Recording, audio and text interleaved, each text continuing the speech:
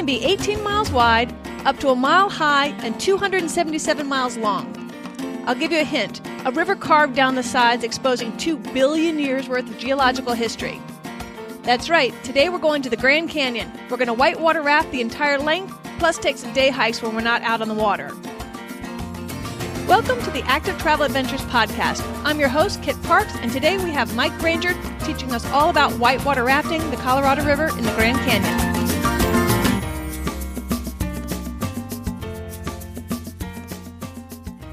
In 1903, when President Theodore Roosevelt visited the Grand Canyon, he said, "The Grand Canyon fills me with awe. It is beyond comparison, beyond description, absolutely unparalleled throughout the wide world. Let this great wonder of nature remain as it is now. Do nothing to mar its grandeur, sublimity, and loveliness. You cannot improve upon it.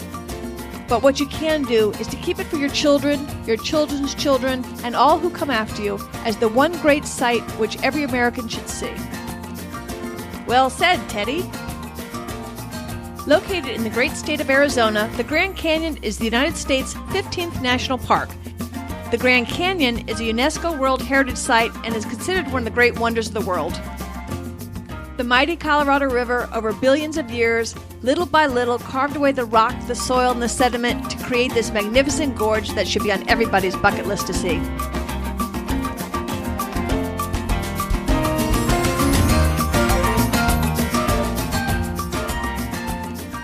To begin, Mike, can you tell us a little bit about yourself and a little overview of the trip? Sure. My name's Mike Granger. I live in Waterloo, Ontario, Canada. I'm 64 years old. And I did the full rafting trip of the Colorado River through the Grand Canyon in 2011.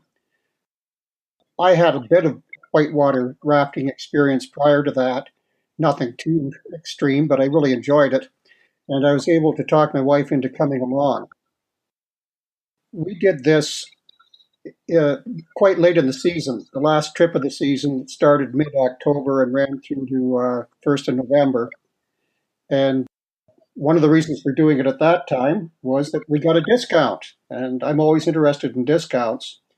But there were other good things about it too, because it's quite a bit cooler at that time of year, which makes it much more pleasant for the hiking aspects of the trip. On most adventures, I generally recommend that you do not bring any cotton. However, this trip is an exception. Because of the heat and the chance of heat, particularly in the summertime, I would recommend bringing long-sleeve cotton shirts and lightweight pants. That way, it'll help keep the sun off of you. It holds the moisture and coolness a little bit better and will be a little bit more comfortable.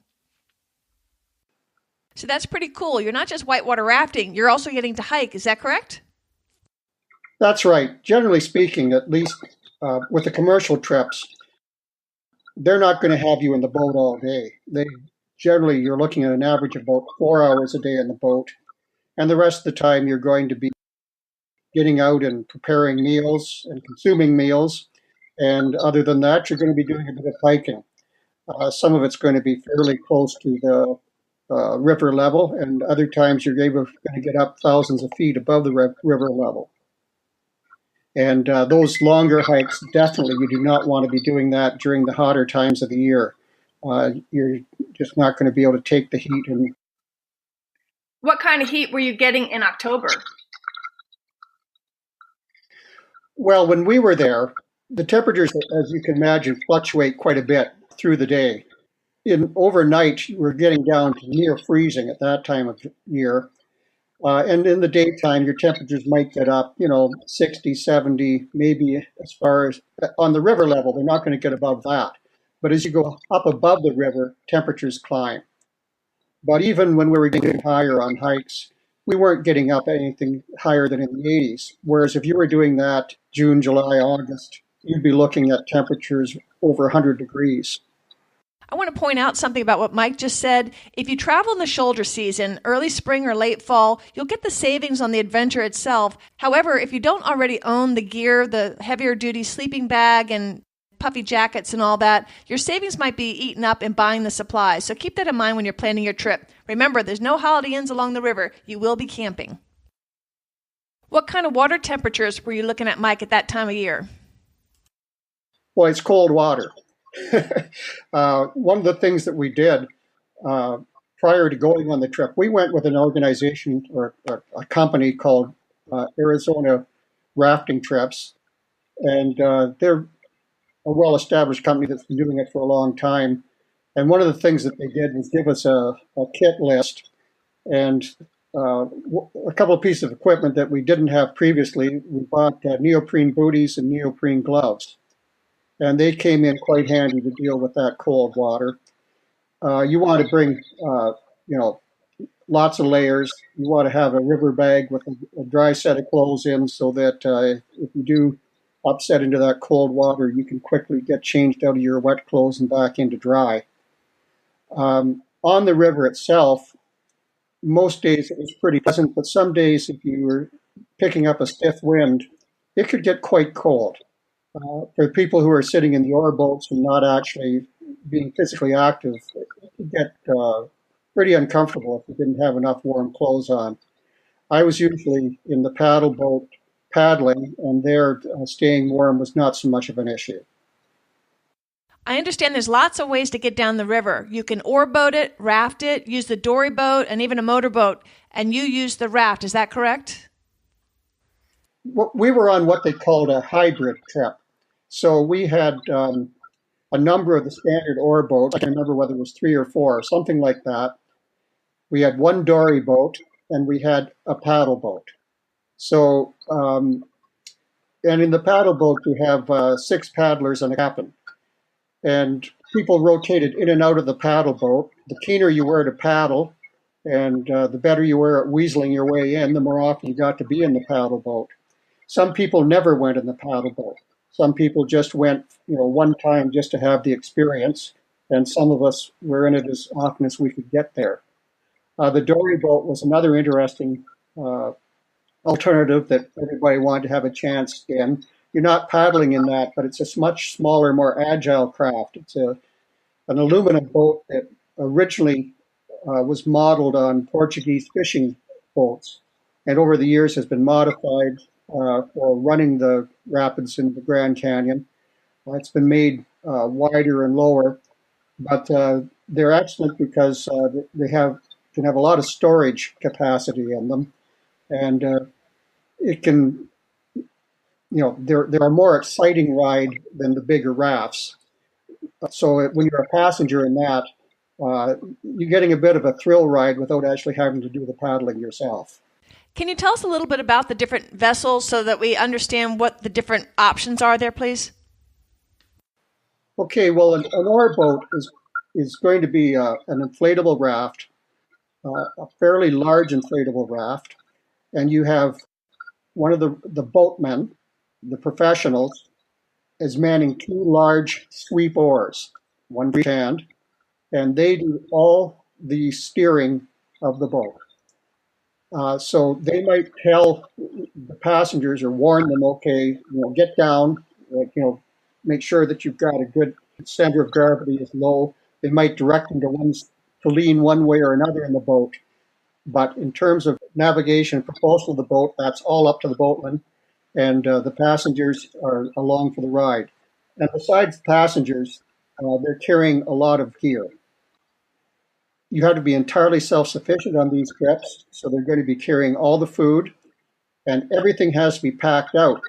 So, food gets consumed, but there's still garbage and human waste to be packed out of there. And they have a lot of compartments there. And of course, you've got all your camping gear, sleeping bags, tents, etc. So that all that has to go somewhere. Drinking water, all that kind of thing. That's your oar boat. In our last adventure to Cassis, I reminded folks that they need to bring a baggie to pack out their used toilet paper. When you do this Grand Canyon adventure, you're not just packing out your toilet paper, you're also packing out your human waste. So if you're a bit squeamish about that, this may not be the adventure for you. Now back to Mike.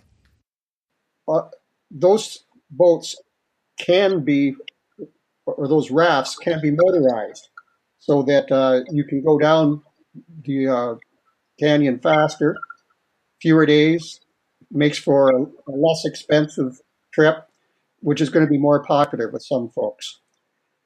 Then, as I say, the Dory boats are made out of aluminum. They have a boat shape as opposed to sort of the round raft shape. You have a single boatman who is running that, and you'll have room for maybe four passengers on it. The paddle boat is a smaller inflatable raft, and you don't have any cargo in it. A captain, he's at the back of the boat, six paddlers, three on each side, and the captain is responsible for the navigation of the boat, and he's reading the river. And when you're approaching rapids, he gives commands to the paddlers to position the boat where he wants it to enter the rapid, and gives commands to maneuver the boat as required going through the rapid to avoid big holes, standing waves, things like that. So he'll shout out a command. It might be paddle forward, paddle back, or he may say right forward or left forward. And the paddlers have to understand, on each side what you do, and based on the command that's been given. You may have something where the paddler who's closest to the captain will shout the command or like repeat the command so that all the paddlers hear it clearly. When you're in really heavy rapids, it can be very noisy, and it would be easy to have the captain's voice drowned out to a certain extent, and the command not clearly heard by everybody. It's important that the paddlers understand what the commands mean and they react to the commands instantly if possible, because the captain sees, all right, if we don't change direction quickly, we're going to be upset by the river feature that we're coming into. Another command that he might give is high side, which means that there's danger of the boat flipping. So he wants everybody to get their weight shifted over to the side that's about to be flipped up over to keep it down if possible. So that's kind of gives you an idea of the differences between the boats. When you go on that sort of hybrid trip, you can be someone like me who is looking for as much paddling action as possible, or you can be someone like my wife who had no previous whitewater experience whatsoever. She'd never been in a raft before, and she had good time going down the river in the oar boats primarily, although she did ride in the Dory a couple of times. She never went in the paddle boat, not interested in doing paddling herself.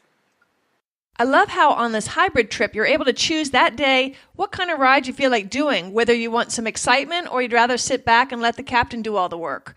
Doing a hybrid trip allows for couples and families with different activity levels and adventure levels to participate in the same adventure, but at their own skill and comfort level. Now, you mentioned safety, and you were given a pretty good briefing about what to do if your raft is upset. You are kind of the basic idea is don't panic. Understand that the staff of the boatmen are professionals. They understand how to do a rescue if necessary. But most of the time, all that's going to happen is you're going to go in the water and you're going to come out and you're going to see where your boat is and you're going to come towards it. They're going to come towards you. If necessary, they'll throw you a line. One of the things that they did say was that you should, as you're coming up, you should have your hand up above your head. So that if for some reason you happen to come up right underneath the raft, you simply walk your hands out in any direction so that you come out from under the boat. That was basically the instructions we were given. Were you or your fellow passengers ever thrown from the raft? Yeah, I had an interesting experience. Just to give you some background on what the whole overview of the trip is, you're going for 226 miles on the river through the Grand Canyon, and that's called the full canyon trip. Takes at the time of year we did it, it was a 16-day trip. Apparently, at other seasons with longer days, maybe different water flow, it can be done in 14 days. Also was 16. During that time, you're going to go through roughly 50 significant rapids, and maybe half a dozen pretty serious rapids, class 4 plus. There's also an option to do just the first half of the canyon or just the second half of the canyon. And for the people who want that option, they hike down the Bright Angel Trail to Phantom Ranch, and that's where the switch is made. If you don't have time to do the entire length of the trail, an option is to do a 2 to 5 day excursion. However, this does require a very difficult hike on the Bright Angel Trail. This trail runs about 4 to 5 hours with 4,400 vertical change of elevation, and it's over 7.5 miles. There is the possibility of a mule to either pack your stuff or to pack you. However, those get booked up like a year in advance. You can't necessarily count on that.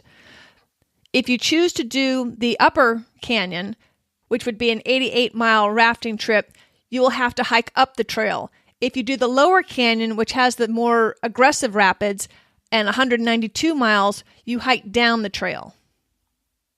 And don't forget, for each, you have to carry your water, food, and your belongings. So this is not a good option for somebody that's not in pretty good physical shape. Rafting the entire canyon is an option for people that are not quite as fit. So when we had gone through the first half of the canyon and got there and did the changeover, we had a number of new people join us there. And our boat captain, Brad Demick, an extremely experienced boatman, he'd been on the river for 35 years. And in that time, he had never had an inflatable boat, a raft, flip on him. Never happened. And I guess maybe that gave him quite a bit of confidence, probably rightly so. He took on, in the paddle boat, after the changeover, 3 new people who had never been in the boat before. And there were 3 of us who had been in it quite a bit up to that point. And he went over the paddling commands with the newcomers, did a little bit of practicing, and then we headed off down the river. And in a fairly short distance, 7 miles or so, you come to one of the major rapids called the Horn Creek Rapid.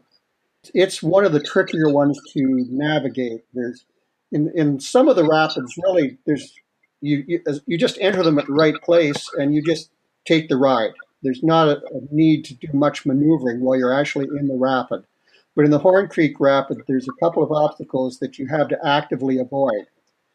Brad gave us the commands. The team just did not respond fast enough, strongly enough. He didn't get the movement out of that paddle boat that he needed, and we high-sided. And I was on the high side, got driven down into the river. So I'm on the boat down the river, and it's pretty much completely black. I couldn't see any light at that point.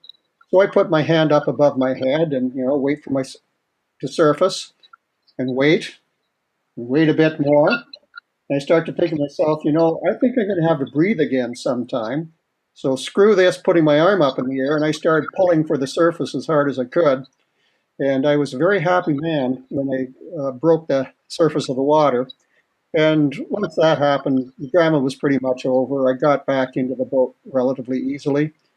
And we got off the shore and, change of clothes, dried out. And really the only long-term casualty was my waterproof camera, which, waterproof or not, I was down deep enough that it forced some water in, and it kind of worked, but there was condensation in it, so most of the pictures from then on weren't that great. I don't know how deep I was, but I'm guessing I was probably somewhere between 20 and 30 feet deep. That was exciting enough.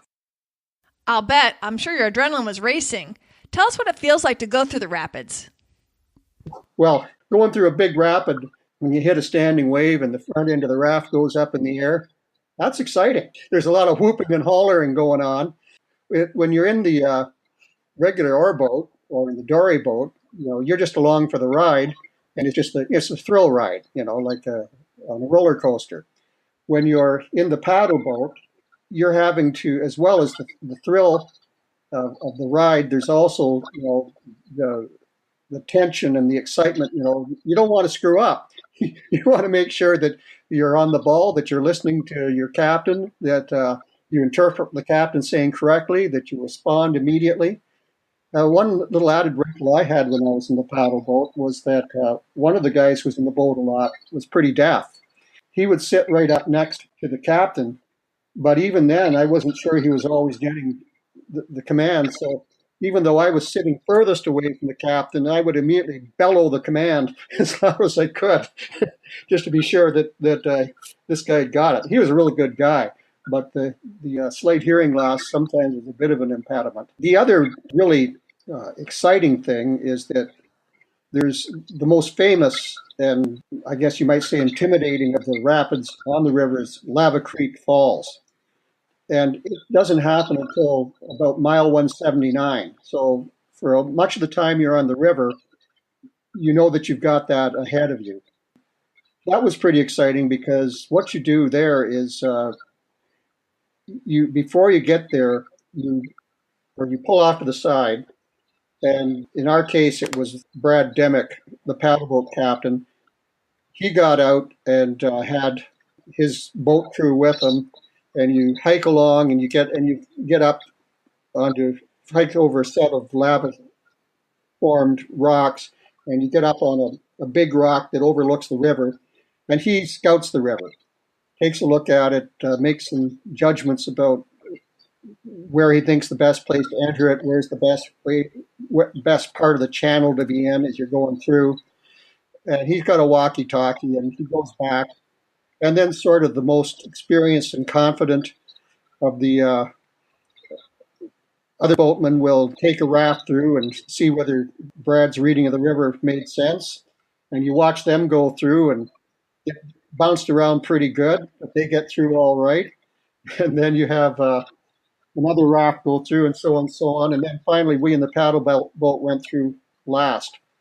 And we did have one of the rafts that flipped going through there, but it wasn't us this time.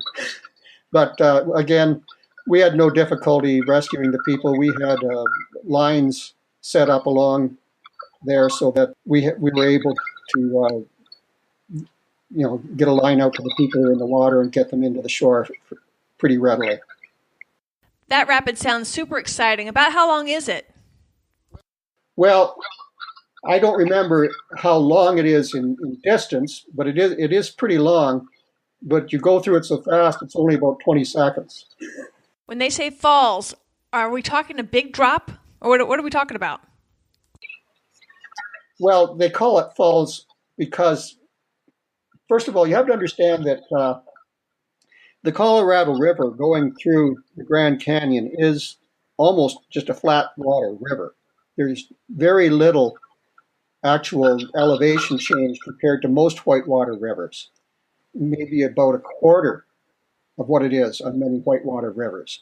And it isn't really any steeper than a river like the Missouri, which most people don't consider to be a river that you would do any rafting on at all. What makes the rapids is where you've had side streams that empty into the Colorado. At certain seasons of the year, they have extremely high flow rates, and they wash huge amounts of debris into the Colorado, which has the effect of narrowing the channel at that point. And that's what increases your river speed. And that's what also these various huge boulders and beds of boulders that have been washed in provide some of the obstacles that create your holes and your standing waves. So there will be, at a place like Lava Falls, there will be an actual drop or change in elevation that is more than you typically get, and the channel has been narrowed by debris. So you've got both those things operating. So it's not like a waterfall. It is, as you said, more like a series of rapids that you're going through. Most whitewater rapids are rated on a grade of 1 to 6, with 6 being impassable. The Grand Canyon has a unique rating system of 1 to 10, and you'll hit most of those on this adventure. So do you consider the second half of the river the more challenging half? Well, I think obviously Lava Falls is in the second half, and so is Horn Creek Rapids, and they're two of the worst of them. So, if you did the first half, you would avoid those. But you're still going to hit some Class 4 rapids. But if you're in the ore boat, the chances of you coming out of that ore boat are very, very, very small. I've been to the Grand Canyon, but I've only seen it from the top. Can you describe what it's like when you're down below looking up? What does the landscape look like? Oh, it's fantastic. When you're going through some of the narrower parts of the canyon, just looking and seeing how the river is framed by the rocks on each side. And there's some areas where there's just really cool looking, just the rock is just really cool to look at. You can see the different layers of rock, so that, the color of the rock, the directions, whether it's sort of horizontal or vertical, whether there's fault lines, those change in layers. It's always changing, and it's always exciting and interesting. And some of these side canyons that you go for little hikes up. Sometimes you're on trails beside the canyon. Sometimes you're actually walking up the little streams. Some of it will be water in the side canyons. There'll be little pools where the water is a bit warmer, and you can just sort of soak your feet in them for a while. It's pretty cool. What kind of physical shape do you need to be to do this kind of trip, and do you need to train for it? Well, if all you're wanting to do is just go down the canyon in a boat, you don't need to be particularly physically fit. Obviously, you have to have reasonable fitness, but nothing that's dramatic, nothing that's out of the way. If you want to do the hiking, then you need to have good hiking fitness, because you're dealing with a situation where you're going to at some points reach a fair amount of elevation, and you're going to be in, these are not constructed trails, so there's going to be a certain amount of walking over rough, uneven terrain. And you don't want to hold the group up. The group wants to move at a fairly good clip. And you have to be able to deal with potential, depending on what time of year you go, you might be dealing with quite a bit of heat and dehydration. So some general hiking fitness is probably worthwhile. Now, if you're wanting to actually be in the paddle boat and paddle, then you need to have quite a bit more upper body fitness. And it helps if you, obviously, the more experience you've got, the better. And also, you need good core strength. So you don't want to be straining back muscles and abdominal muscles, etc. So, yeah, you need more fitness to be doing that. But and then again, if you're going in one of the motorized rafts, you're not going to be out there as long either. Besides physical fitness, I guess you'd have to say there's a certain amount of mental fitness required, because you're potentially 16 days on the river, and that's kind of what there is. There's the river and the canyon and the other people in your group, and not a whole lot of outside distraction. And you start the day by getting up and helping make breakfast, eat breakfast, you take down your tent. Every day you've got load the boats up.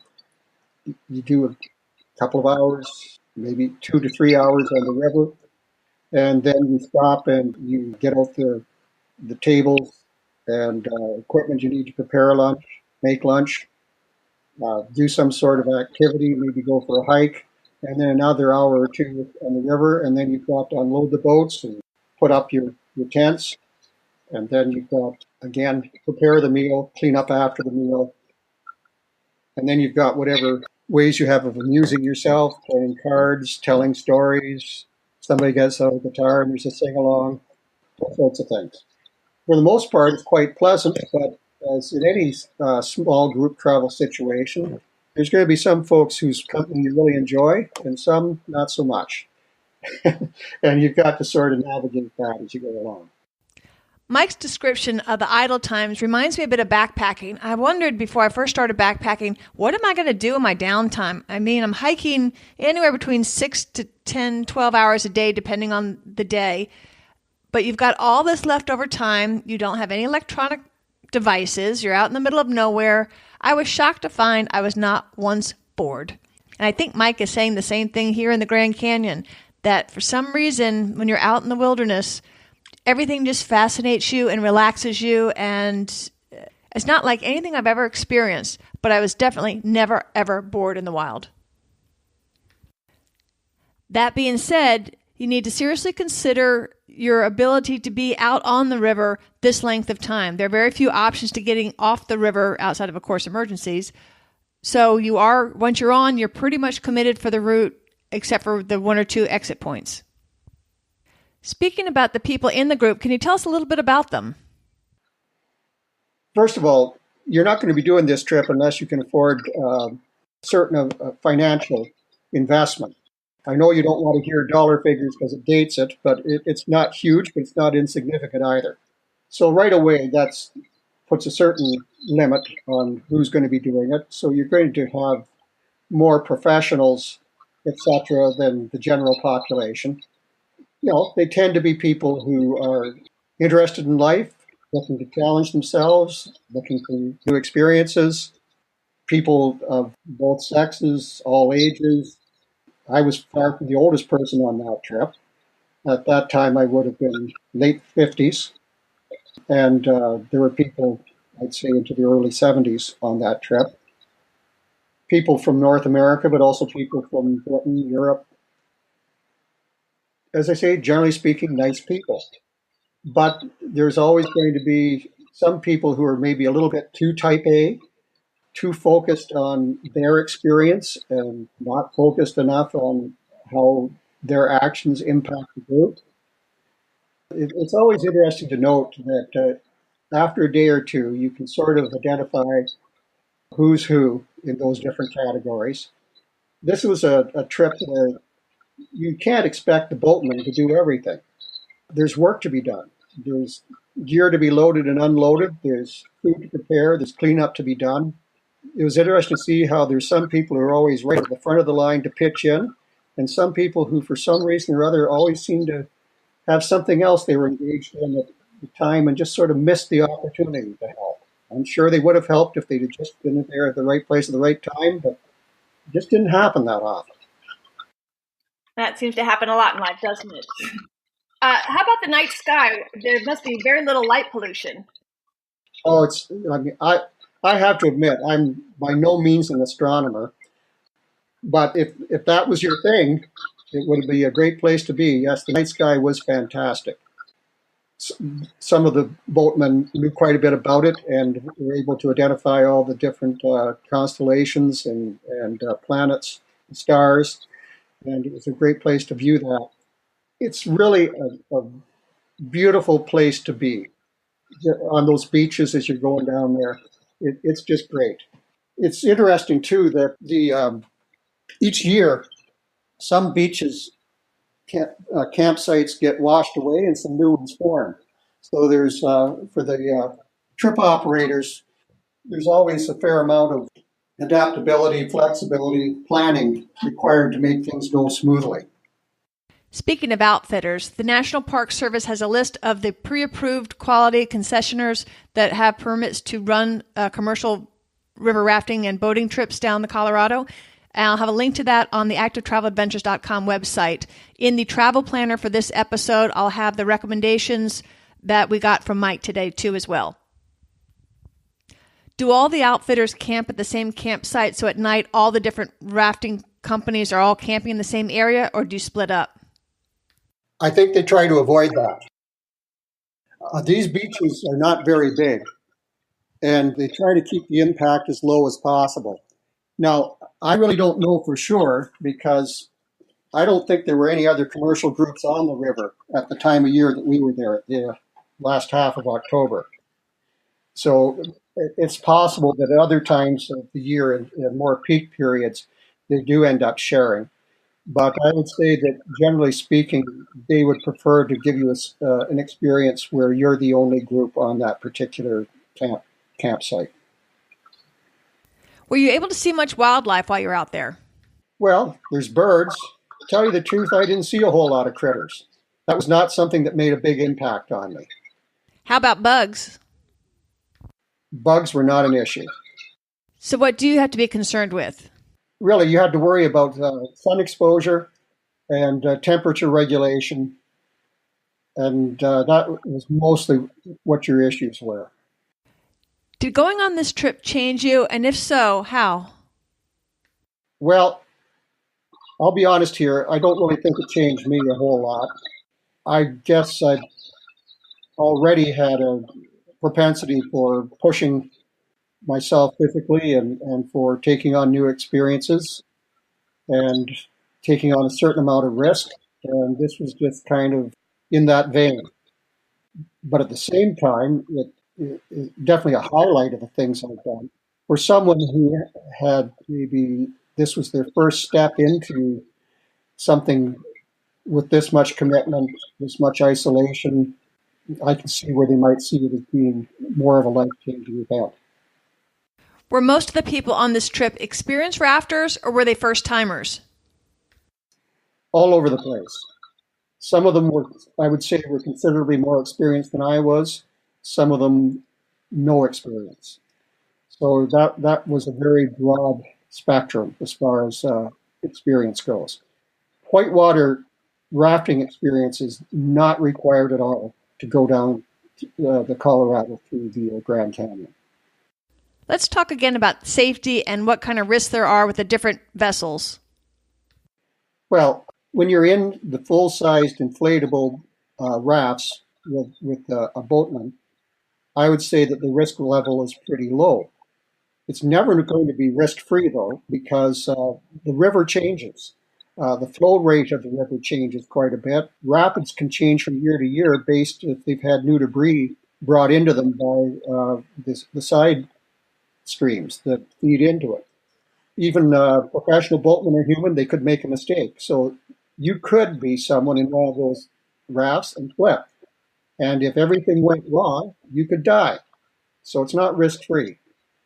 On the other hand, I would put the risk level as being pretty darn low. Let's review again the safety and the risk involved depending on which kind of boat you're on.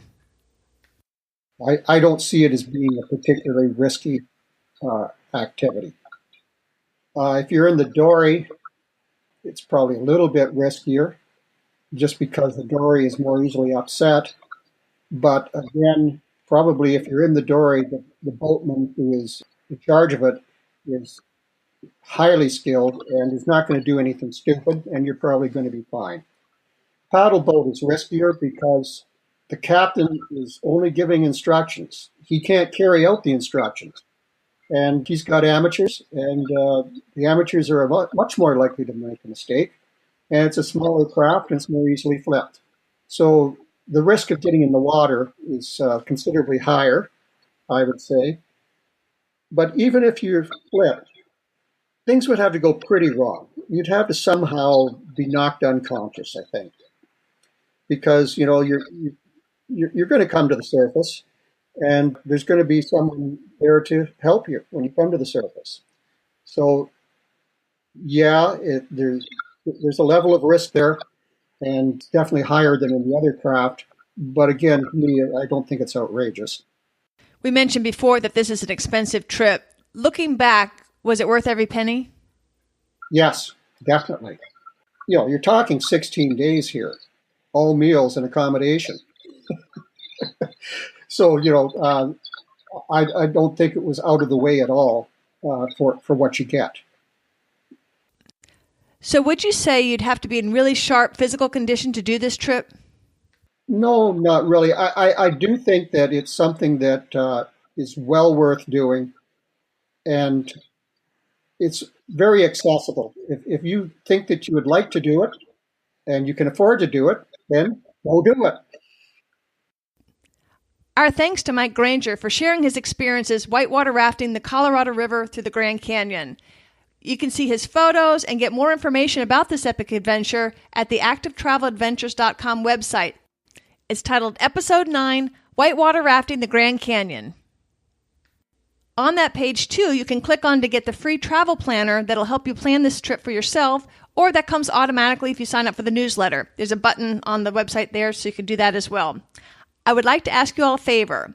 On both this episode's website and the podcast directory page, I've got a short quiz that takes less than 2 minutes, probably less than a minute. It's completely anonymous, but it helps me get a little bit more information, so I'm giving you the kinds of trips that you want to learn about.